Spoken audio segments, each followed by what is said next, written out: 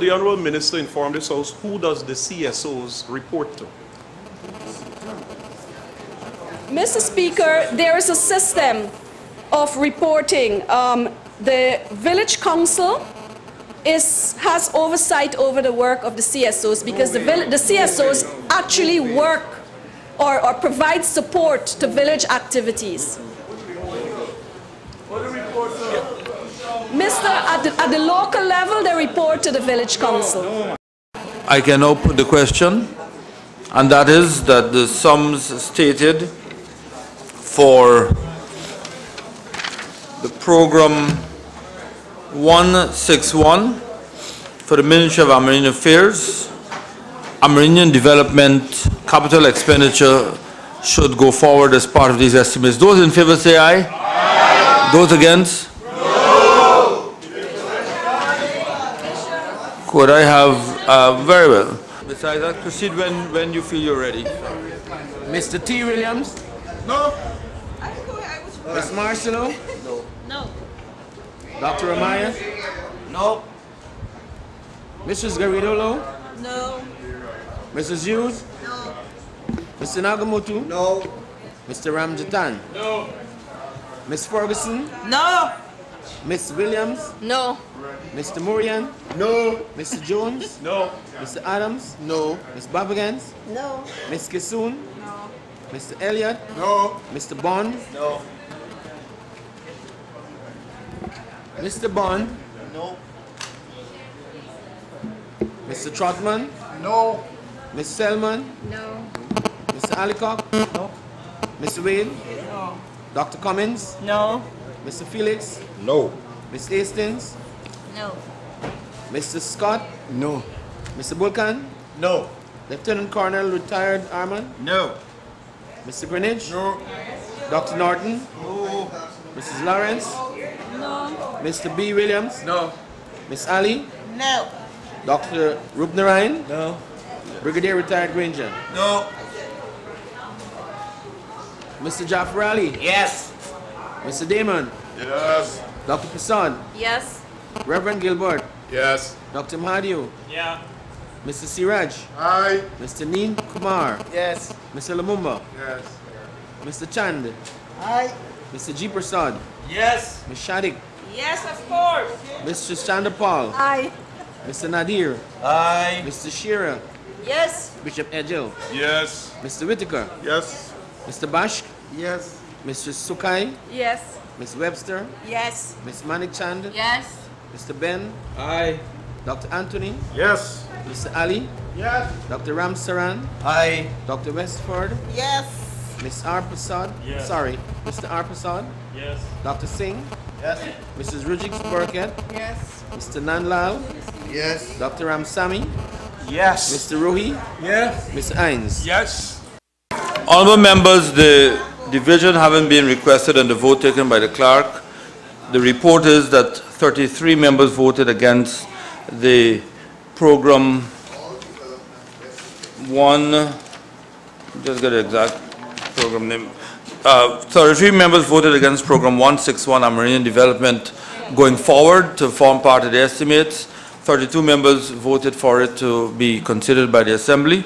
Therefore, at this point in time, the majority of the Committee of Supply proposes that Amerindian Development does not form part of the approved estimates.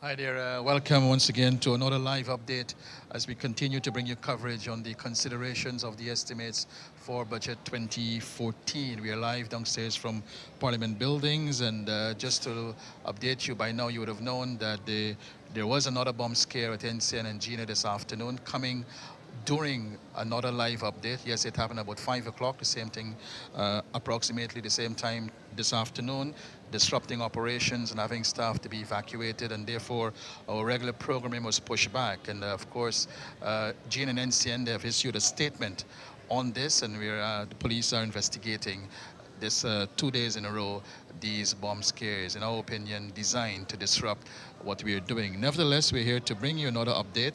I'm joined by the Honorable Minister of Housing and Water with responsibility for tourism, and also the Honorable Minister of Public Works and Transport, Mr. Robson Ben and Mr. Irfan Ali. Welcome, Minister. I know how busy you guys are at this point in time. But Minister Irfan, Minister Ben, we have seen 3 areas cut yesterday. Well, 3 major areas, and there were many other sub-areas that would have been affected as a result of those cuts. But before I ask you to come in, I want to play a clip from what Mr. Harmon, APNU member Mr. Harmon, had to say about what they would want to see in the budget as it relates to hinterland airstrips. Mr. Speaker, in relation to the airstrips, we have seen an increase in the persons traveling to the hinterland to live and to earn a livelihood. Mr. Speaker, the APNU says this, that we must have at least 1 municipal type airport in regions 1, 7, 8, and 9. We believe that it is time that the development of our country be put on such a footing. These municipal airports, Mr. Speaker, must have proper lights, proper airstrip facilities, terminal buildings with proper lavatory, restrooms, and other facilities. That is what we mean by a municipal type airport. Mr. Speaker, this budget allocates $185 million for works to be done at Matthews Ridge, Port Kaituma, Camarang, and Mbaimadai airstrips. This is clearly an inadequate sum. This is clearly an inadequate sum. Mr. Speaker, we have 116 airstrips in this country, of which 72 of these airstrips are government-owned. How many of these airstrips are serviced by the government? Mr. Speaker, as our people venture out more and more into the vast hinterland, our focus on these districts will have to be intensified. And I want to bring in now Minister Robson Ben. Minister, you heard exactly what was said there just now. But yesterday, during the vote, money was voted against the development of hinterland airstrips. Yes, exactly so. The very airstrips which my shadow, Mr. Harmon, spoke of in his debate were voted against. This is for their upgrade and increased maintenance, and in the case of Camarang, the lengthening of the airstrip, of the runway. So it points indeed that the talk we hear of their interest in developing the hinterland and the airstrips related thereto it's hypocritical, given the fact that they came back and voted against these very airstrips last night. And furthermore, it speaks to them putting at risk the work, the lives, and the livelihoods of Guyanese in the hinterland communities, not only those who reside in those communities, but also those who travel out there to give services or to work also from the coast, but also to putting at risk the operatives who run the services into the area. I would say also too, on the question of what we spoke about in respect of municipal airports, we have just completed the initial designs and the estimates for what we are calling a new regional airport for Region 9 at Letem, which has one of the longest runways in the country, and that will, we see, beyond Ogle Airport, be the new regional large-scale airport, which will also deal with cross-border flights in respect of our neighboring countries. But again, I say, the fact that you could, a couple days before, say that you have this great interest in the development west of the Essequibo, as Mr. Granger did say, that the government had no interest in development west of the Essequibo, and gave a hint about discriminatory policies with respect to this matter. When the estimates show the government's specific and direct interest in that development, the budget is cut, particularly for the aerodromes and aircraft, air transport development in the very regions which need them the most. Well, we are getting much feedback over the last few days. Facebook and many responses are coming in. And internal travel, as we see the rodeo is coming up in a few days, people will want to go. we saw last night monies for the expansion, modernization of the Chedijagan International Airport being cut as well. How would this affect the tourist industry, both locally and internationally here coming to our country? Well, yes, first of all, I want to say that the Tourism and Hospitality Association of Guyana, TAG, the GTA and the ministry made it very clear that the success of our tourism product depends heavily on government investment in key infrastructure, some of which are hinterland airstrips. That has been identified under the competitiveness program as one of the most critical investment that is required for the tourism sector, for the expansion and development of the tourism sector. So for TAG and the tourism sector, having the head of hinterland chopped off by the opposition is a major setback for our tourism development and tourism sector. The other major issue here is in relation to the Chedijagan International Airport, as you rightfully said.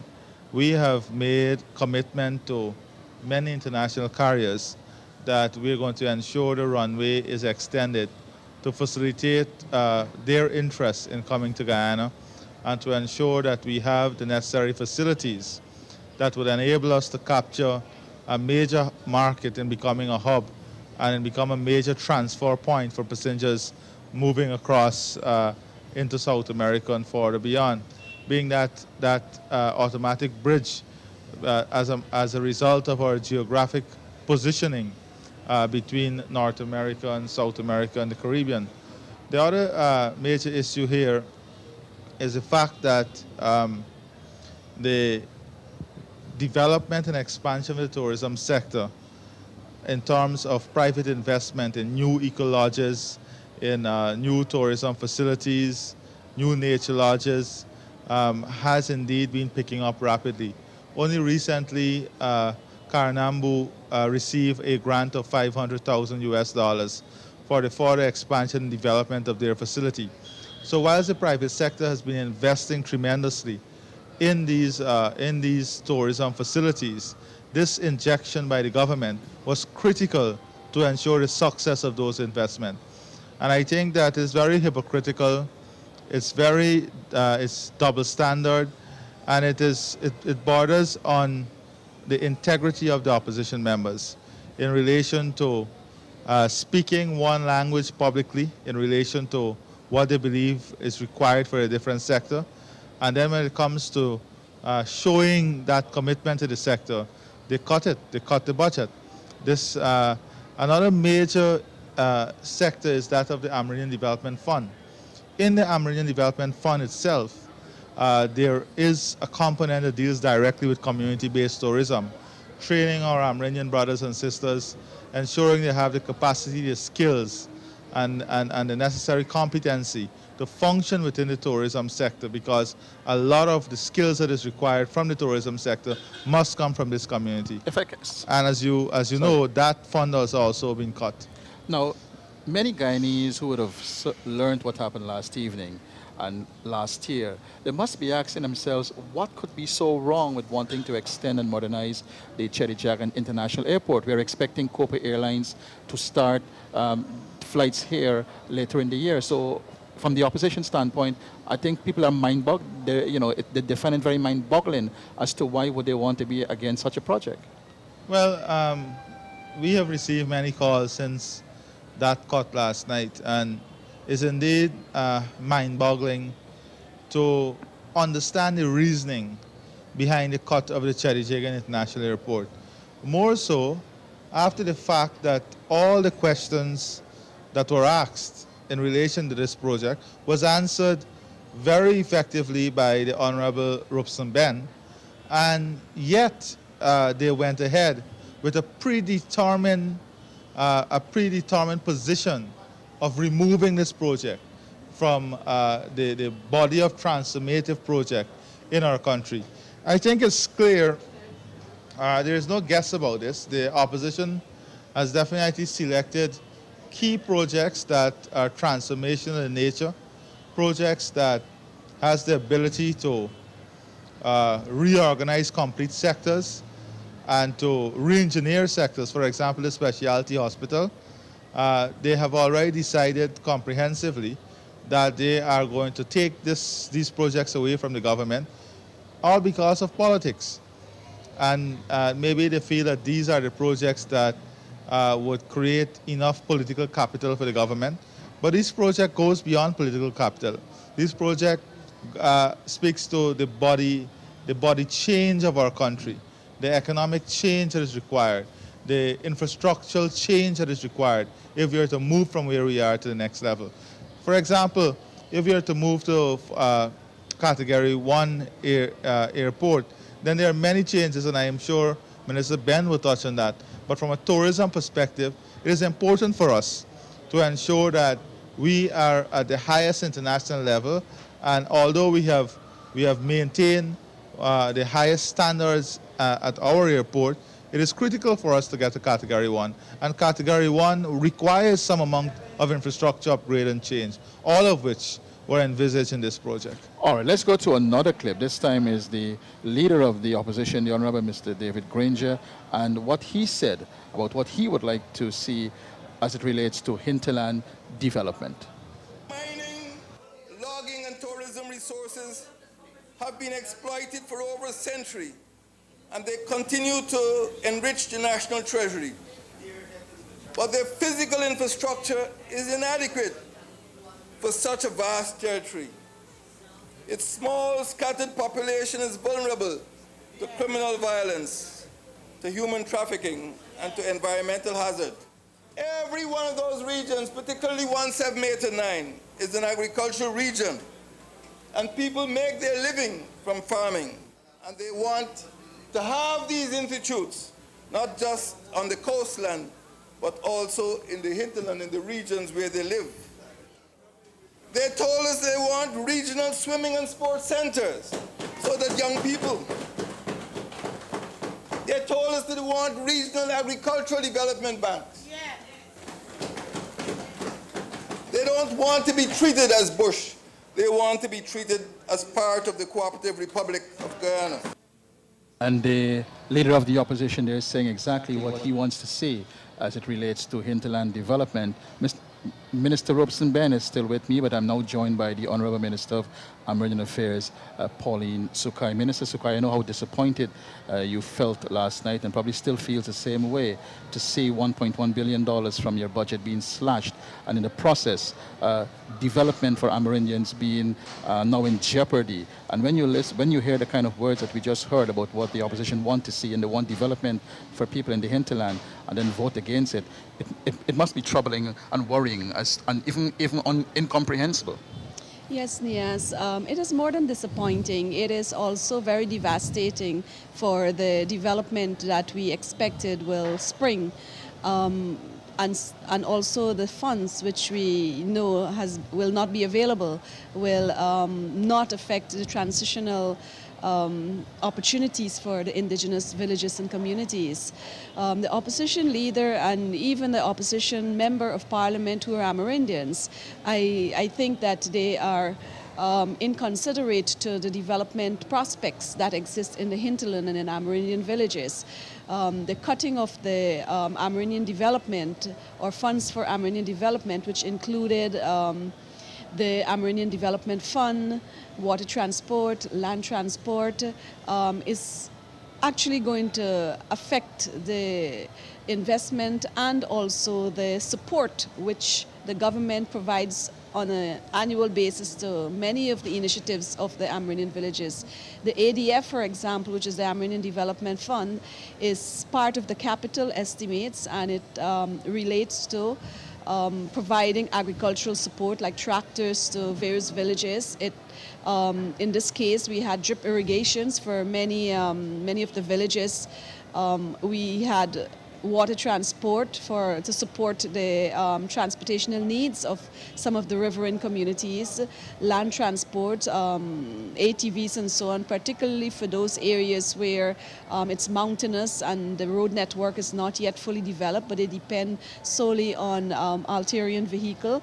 The largest chunk of the cut is from the CSO program, which we call YEP, the Youth Entrepreneurial and Apprenticeship Project. That project seeks to expand from more than 900 CSOs, community service officers, to estimated 2,000 officers that were recruited by the village councils. The ministry has no hand in recruiting. It is the village councils that recruit from within the community those youths who are available, who are unemployed, who needs to build their capacity, improve their competencies in various areas of interest which they would have dictated on the application form. In addition to that, several areas or sectors within the village councils will be affected because, or in the villages will be affected due to the fact that we may not be able to engage the additional 1,100 young people because they serve in tourism, ecotourism or community tourism sector, they serve in the health sector, they serve in the education sector, they also serve in support of developing culture, sports development among youths, and they also serve in the language aspect, revival of the language, teaching the young children. So it is a wide variety of sectors which will be affected with now the lack of the young people engagement. When one thinks about the number of times the opposition would accuse the government of not being able to enhance job opportunities for young people in the hinterland and even at a national level, here it is where they can speak about the development of the hinterland, they can speak about support for hinterland villages, they can talk about the lack of all the things they've been talking in Parliament about. But here was a chance for them to demonstrate that support in real terms and in real time in Parliament to support the budget that was earmarked for Amerindian development. How can one trust the opposition when they speak so much about hinterland development, when they identify some of the challenges which still exist within the hinterland and Amerindian communities? It means that, in fact, they think very little of the indigenous people. They think very little of how much the potential the hinterland has for expanding Guyana's prospect of becoming a much more prosperous country and developing in a way whereby people will have equal chance of developing, equal chance of at opportunities. They speak a lot about youth training for youths and training and jobs for youths. They've been bombarding the Minister of Youth, Sports and Culture about training and also about how there are many young people who would like to have a chance in life at a job and so on. Here it is. They've actually cut $796 million earmarked to promote and develop young Amerindian youths, their minds, their competencies, their skills, their capacity to be able to face the future, their capacity to be able to support their own community, their capacity to be able to support the governance structure within their community. Because as young people, they don't only need to think about a job, but they also need to contribute to village development, to village governance, to take part in leadership roles that will enhance the prospect of their own villages in developing further, so that they will also be engaged, participating at their village level. All right, if I can in a meaningful way. Sorry, if I can bring in here, Mr. Ben, some of the things that Minister Sukai mentioned just now, in direct response to what we heard from the leader of the opposition, some of the things that she spoke about basically is mitigating the things that he spoke about. Yes, indeed, of course. And the leader of the opposition did speak about our Amerindian communities not being regarded simply as bush anymore. The truth is that if you go to many of the centers in these communities, in Marucas, cars are in the area. In Karasabai, for the first time, cars are going to Karasabai and to Yurong Paro. Same thing in the Northwest District, particularly in those areas. So the most dramatic changes in rural and hinterland development, particularly with respect to our Amerindian population, has occurred during the time of our PPP civic administration.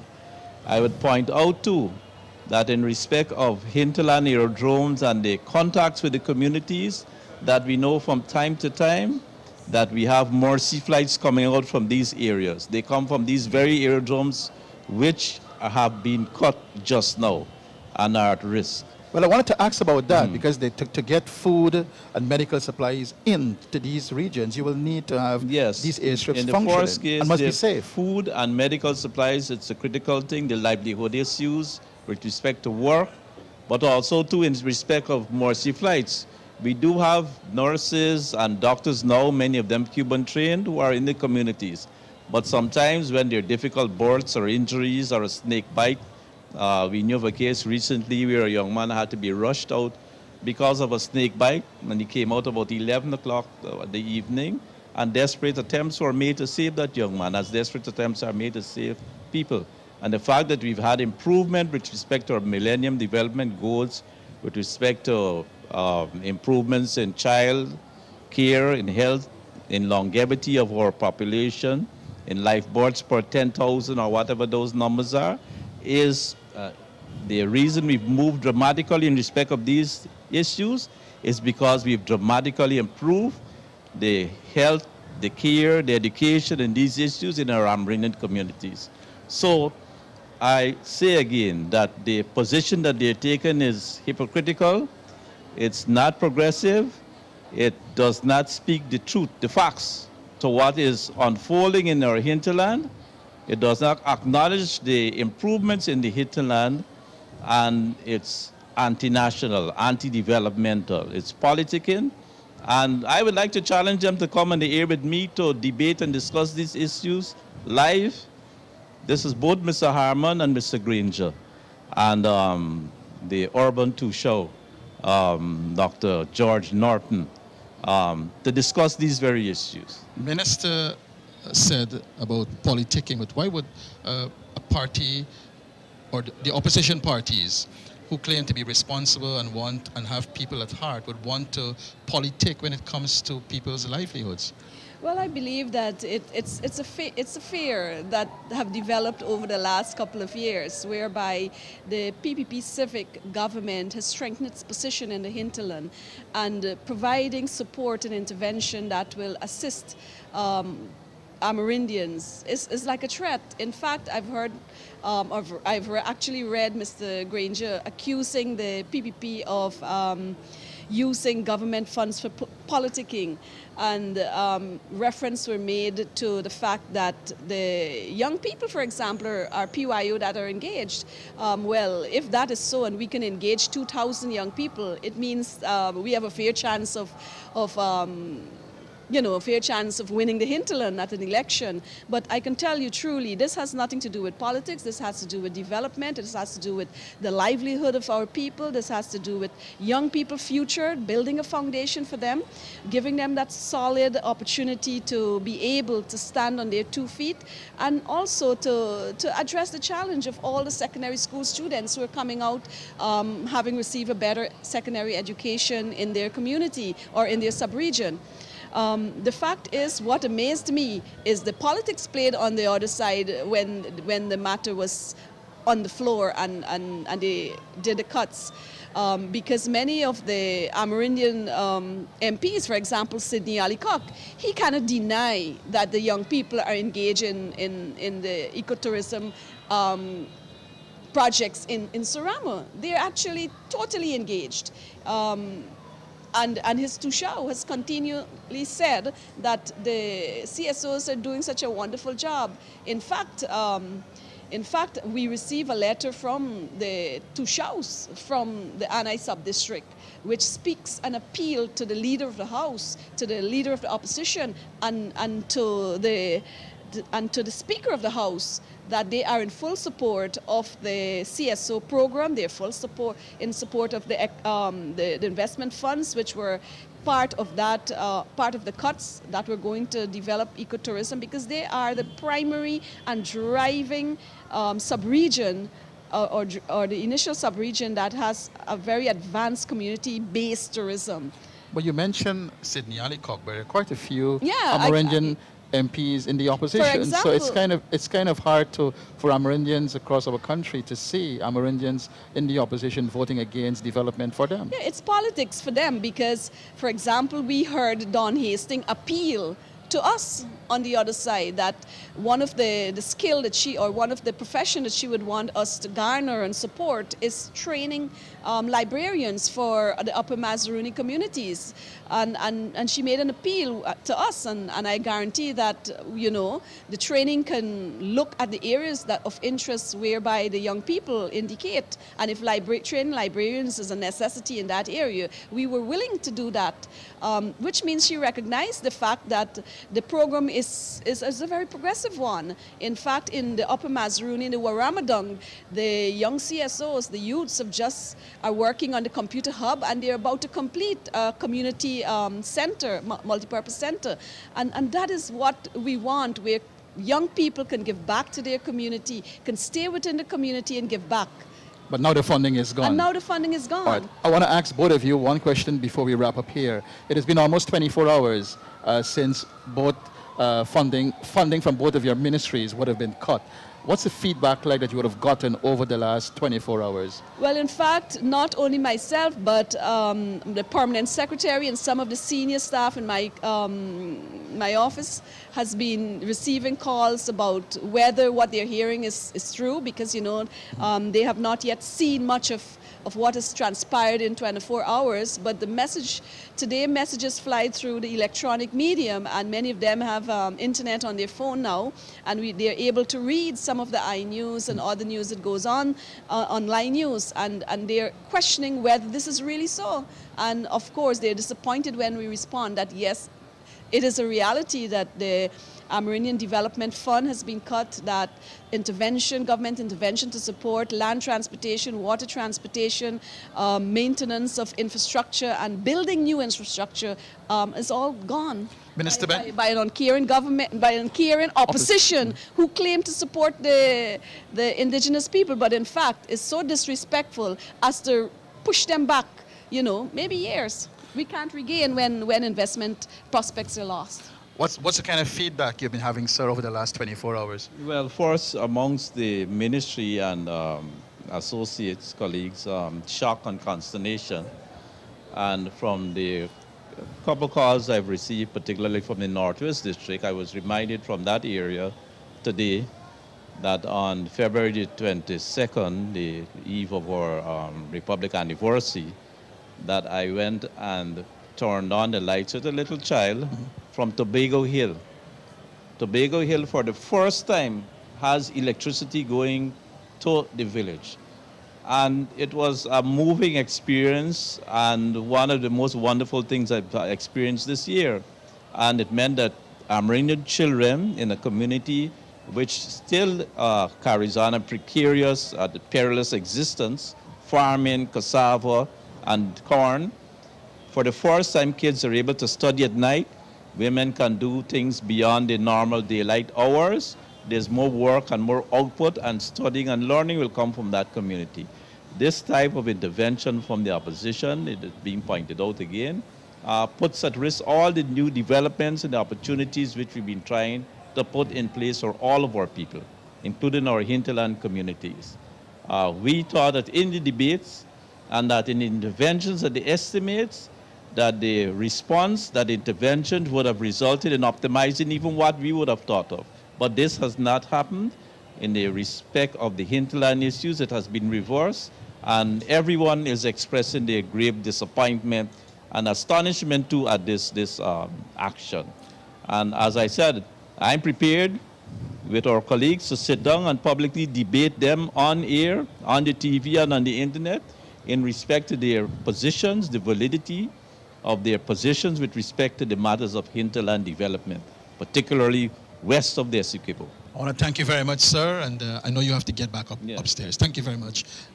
Eddie, of course, they're talking to three members of the government side, Minister Irfan Ali, Minister Robeson Ben, and Minister Pauline Sukai. But what is interesting is that from one of the clips that I heard, if I'm right, I heard Mr. Harman saying that in one of the allocation that he believed it was inadequate. it was inadequate to do what was there in the budget, what was intended, and he believes the sum is inadequate. How then do you go from saying that the sum is inadequate to removing all of it so that nothing can happen? Certainly, yes. I think, like the public, like the feeling that you're getting from the ministers, that they too are confused about some of the decisions taken by the opposition. I'm too confused because you can't say at one point it's inadequate and then instead of requesting an increase or working with what you have, you completely remove it. So I think, Niaz, if I could move on to a point Minister Ben made, and I think it's interesting, the call for a public debate, a debate in television to discuss the issues, so that possibly some of the same questions, concerns that you have, let's bring them on national television and flesh them out. And of course, the clips that we showed you earlier, calling for development, and to now use that the words of the opposition leader, west of the Essequibo, $1.1 billion slashed from the Ministry of Amerindian Affairs to monies that would have been used to make those interventions to continue the development process in those regions. Those monies are gone. And then we're seeing monies being slashed for hinterland airstrips, very vital to getting food and medical supplies in, very, very vital. So those things are now in jeopardy. Another interesting thing with regards to the transport sector budget is that of the equipment for the Guyana Civil Aviation Authority. You're talking about accidents at airstrips, general accidents in the aviation sector. Now, there was a move to procure more equipment to ensure that the GCCA is better prepared. And that it can be safe. Yes, and that too has gone.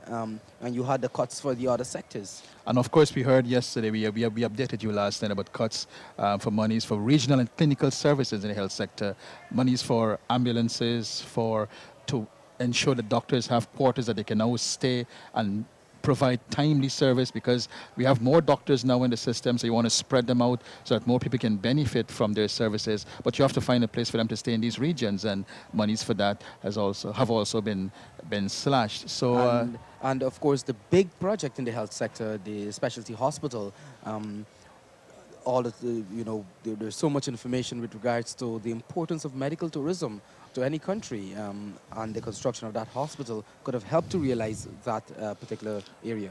I know early in the day the PPP held a press conference, and the General Secretary, Mr. Clement Rowe, he spoke about of course, the party condemned the cuts to the budget last evening. But on the topic of the specialty hospital, pointed out that given the lack of certain specialized services here, he made the point that only Guyanese who with the financial capacity can be able to fly overseas to get this treatment, and technically other persons will have to be assisted by the Ministry of Health to get these services. So you have the assistance, but because it will take some time, because people have to be flown out based on the processing of papers and so on, the provision of the care may not necessarily be timely. So by building the hospital here, you provide that timely service, and everyone, regardless of their financial status, can be able to access this. But that's an important point, Niaz, because if you look at what is happening,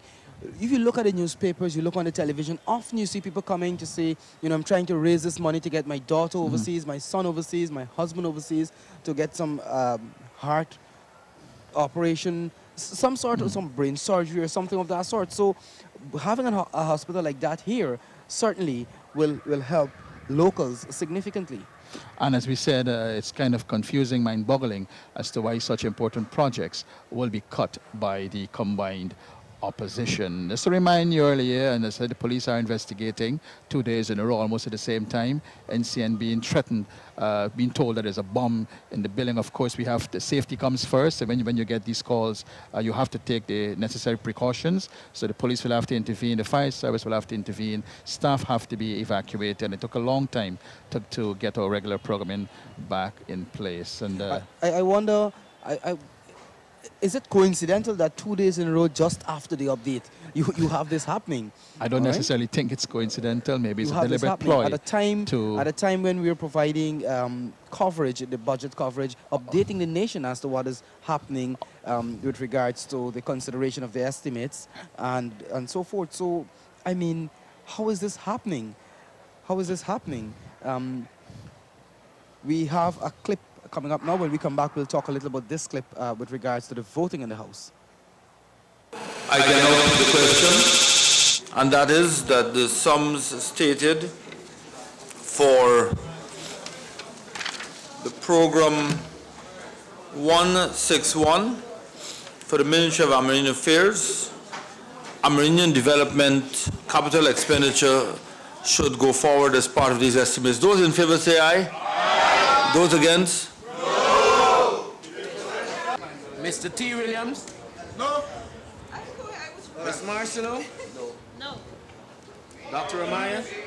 No. Mrs. Garidolo? No. Mrs. Hughes? No. Mr. Nagamotu? No. Honourable members, the division having been requested and the vote taken by the clerk, the report is that 33 members voted against the program just get the exact program name. 33 members voted against program 161 Amerindian Development going forward to form part of the estimates. 32 members voted for it to be considered by the Assembly. Therefore, at this point in time, the majority of the Committee of Supply proposes that Amerindian Development does not form part of the approved estimates. It's a sad story that happened last night when the $1.1 billion was slashed from the Amerindian Affairs budget. Yes, I think this is where we have to wrap it up now. To hand back to Master Control. Before we go, we just tell you that consideration of the estimates continue in the House. The House is currently examining Region number 5 under the Ministry of Local Government and Regional Development. Back to Master Control.